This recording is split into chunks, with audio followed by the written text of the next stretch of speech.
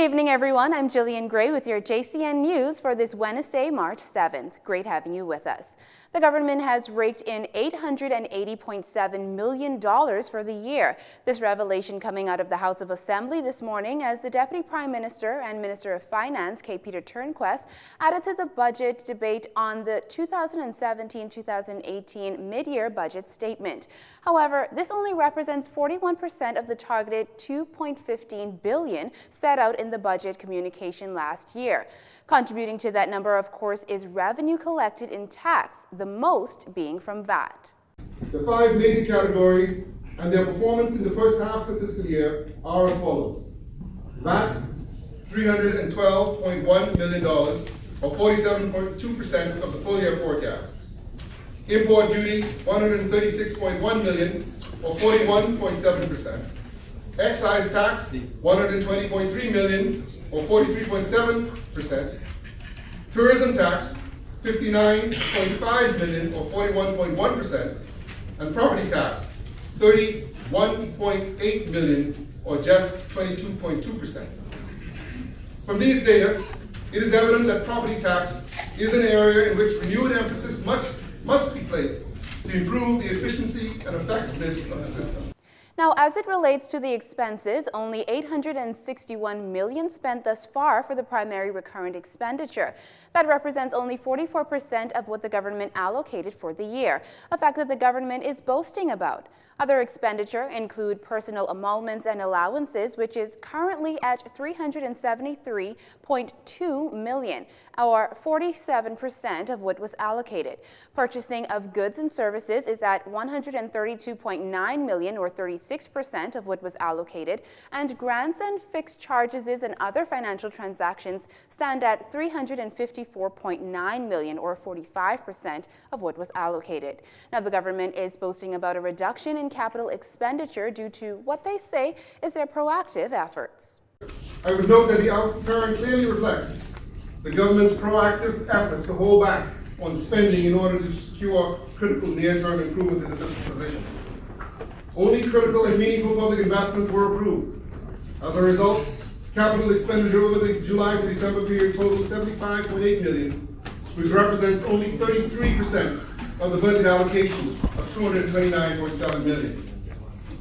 Despite what the government has paid out thus far, they revealed that there are more unpaid bills which the former government left behind. The Deputy Prime Minister and Minister of Finance, K. Peter Turnquest, disclosed that in the first half of the current fiscal year, some $54 million in unpaid bills have been processed.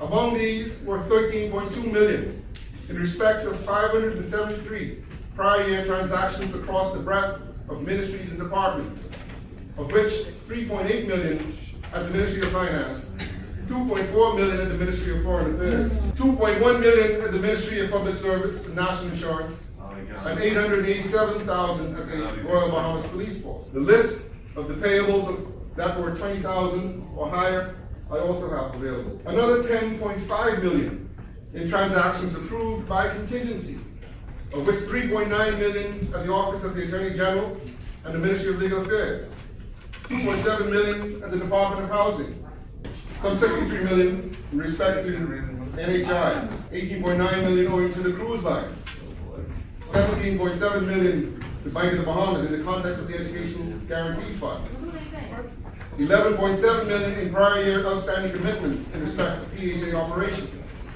and $11.4 million in respect of the Fox Hill Community Center. Turnquest said while the situation they inherited was devastating, they are not standing by and bemoaning the situation, but rather are actively addressing all of the matters systematically and judiciously. Another tragedy over in Eleuthera, and this despite repeated warnings to stay clear of the glass window bridge due to large and dangerous swells. Beaten by crashing waves, the bridge was closed, forcing some Eleutherans to migrate to the northern side via boats. However, according to area MP Ricky Mackey, this became a concern. Consequently, an assessment was done on the vessels to ensure their seaworthiness, that they were licensed, and that life vests were on board. But it became too difficult to load the boats with no docks in the area. According to Mr. Mackey, a dock was constructed yesterday. However, As a result of a shift in the weather this morning, the vessels, the boats that we were using to transport persons were no longer able in order to do so. Hence, another catastrophe took place.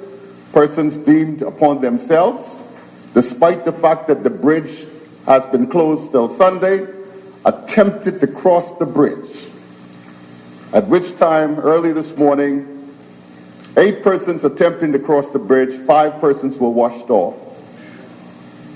5 of them have been severely injured, but there's been no loss of life.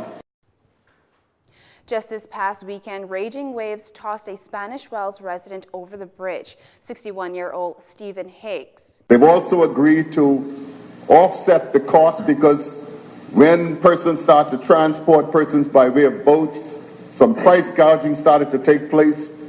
We've been able to regularize that and set a standard fare that we feel is fair to both the participants as well as the boat operators. I must say that the hotel owners have been very forthwith and have agreed to absorb that cost. In addition to that, we've had conversations with someone to provide bus service from the bridge to Three Island, where the bulk of the persons travel to for employment. Just this past weekend, raging waves tossed a Spanish Wells resident over the bridge. 61-year-old Stephen Higgs was seriously wounded as a result. On Monday, 19-year-old Jonathan Brusso of Michigan went missing. He's not been found just yet.